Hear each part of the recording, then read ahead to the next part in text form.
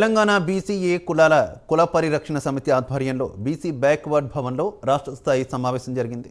సమావేశానికి పరిరక్షణ సమితి వ్యవస్థాపకులు ప్రొఫెసర్ బాగయ్య, ఎంఎస్ నరహరి, మానస గణేష్, అలాగే సంపత్, రజక హాజరై మాట్లాడారు. ఎట్టి పరిస్థితుల్లో బీసీ ఏ గ్రూప్లో ఇతర కులాలను కలపవద్దని డిమాండ్ చేశారు. అనంతరం జరిగిన రాష్ట్ర స్థాయి సమావేశాల్లో తెలంగాణ బీసీఏ కులాల హక్కుల పరిరక్షణ సమితి అధ్యక్షుడిగా ఎంఎస్ నరహరితో పాటు రాష్ట్ర కమిటీని ప్రకటించారు.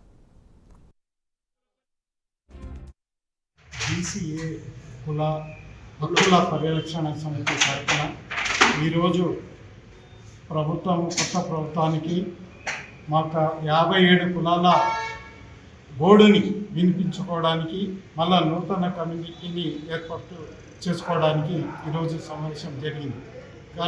మన కరీంనగర్ కానీ వరంగల్ రాష్ట్ర వ్యాప్తంగా వచ్చిన ఈ కులాలు మన భిక్షాటన కులాలు, యాచక కులాలు, ఆ కులాలలో తెచ్చి కలిపితే ఈ 27 కులాలని కలుపుతుందని ముక్తకంఠంగా ఏ ప్రభుత్వానికి మాకు వ్యతిరేకంగా ఒక నిర్ణయాలు తీసుకోవడము వెనుకకు తీసుకోవాలి. దయచేసి మా సహనాన్ని పరీక్షించొద్దు, చిన్న కులాల సహనాన్ని మీరు పరీక్షించొద్దు.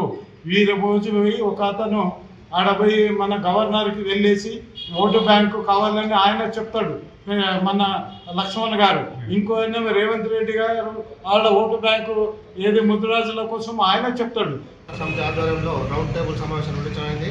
దానికి నేను రజక సంఘం తరఫున అటెండ్ కావడం జరిగింది. ఏదైతే గత ప్రభుత్వం కానీ ఇప్పుడు నూతనంగా ఏర్పడిన ప్రభుత్వం కానీ బీసీఏ కులాలలో మిగతా కులాలను చేర్చేందుకు కనుక మీరు ప్రయత్నం చేస్తే దానికి ఆ తిరుగుబాటుకు ఎంతటి ఉద్యమానికైనా మేమందరము ఈ వృత్తి చేసుకునే కులాలు ప్లస్ యాసించే కులాలు అన్నీ కలిసి కూడా మేము మీద తిరుగుబాటుకు సిద్ధమవుతామని ఈ రౌండ్ టేబుల్ సమావేశం ద్వారా మీకు హెచ్చరించడం జరుగుతుంది. ఇంకోటి ఏంటంటే ముదిరాజుల సోదరులను కూడా అన్నగారు చెప్పినట్టు అడకతిన కులాల మేముంటే మా దగ్గర వచ్చి మీరేం అడకతింటారా బాబు, మిమ్మల్ని మేము ఆడుకుంటున్నాం, మా దగ్గరకు వచ్చి మీరెందుకు అడకతింటారు?